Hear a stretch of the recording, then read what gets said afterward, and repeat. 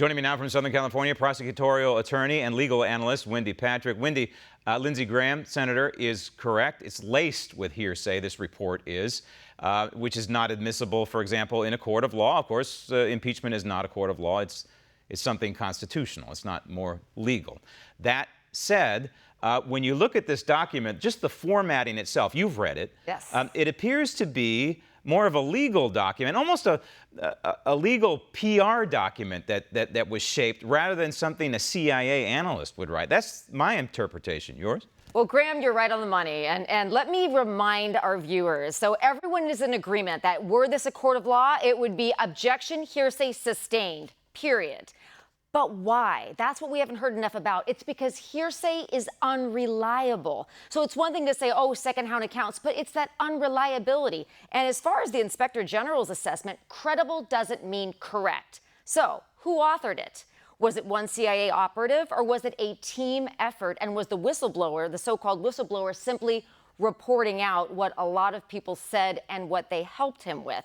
It looks like a legal document. It reads like a legal document. It was compiled in a fairly short amount of time, which necessarily probably means it was a team effort. And the person that's going to be testifying in front of Congress is probably just a spokesperson for probably a lot of people that were active behind the scenes in creating this. Isn't that interesting? And we deserve to know all of the fingerprints that were involved in this document. An example of the lawyerese, and I call it lawyerese, is right near the top. And you folks, you know, you speak this way, you write this way. For example, on or about 29 April. Stop right there, right? On or about, that's the way, you know, you people who have the legal background speak. But you hit, I think, the nail on the head when you talk about the length of time. Let's look at that. July 25 was the phone call. There are 11 working days. I'm talking working days, and we know how government works or doesn't work, especially on the weekend. So there's 11 working days to work with between when this report was date stamped of August 12th and July 25.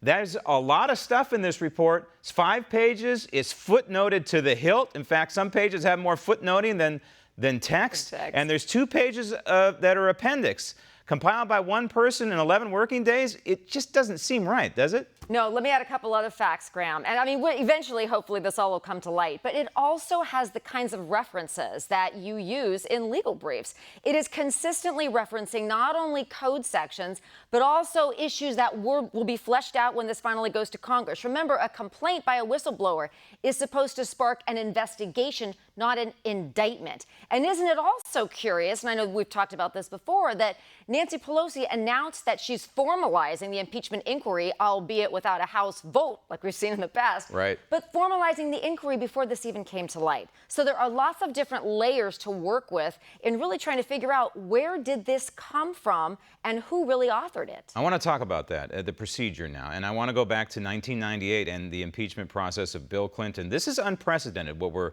looking at right now. We haven't seen impeachment in the United States very often, right? We've seen it twice. We almost saw it one time with Nixon. But we don't have a lot of reference points, but we do have 21 years ago.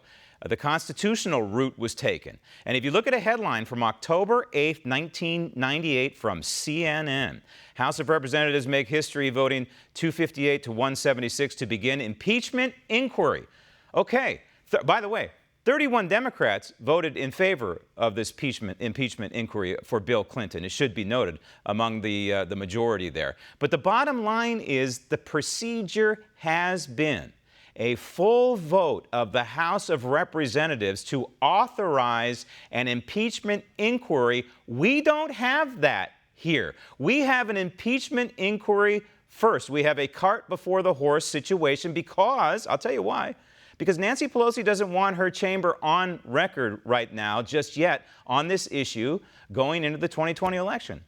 Well, that's right, Graham. And it's interesting that it converted from a probe to an inquiry overnight before, 2 days before we even had the information that we have now regarding the whistleblower complaint. Right. So it has never been formalized. We only have 2 other instances to work with. Of course, 1868, Andrew Johnson, and then we've got 1998, Bill Clinton, both of whom were acquitted in the Senate. Both were acquitted. So this is a rush to judgment that's going to be dead on arrival. Why are we going through it? One wonders whether the vote hasn't been taken because I don't know how many votes they're going to be right about now, particularly now that there are two sides, two dueling narratives being fleshed out that arises directly from this whistleblower complaint.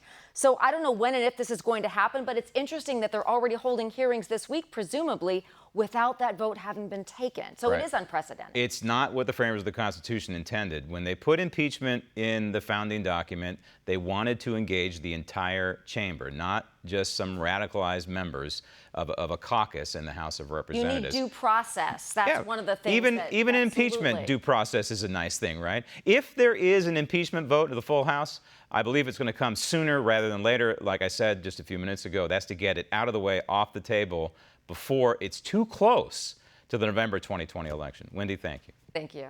Want to see more videos like this? Click on the link below and subscribe to One America News on YouTube, and call your cable provider and kindly demand that One America News is added to your lineup. Call and subscribe today.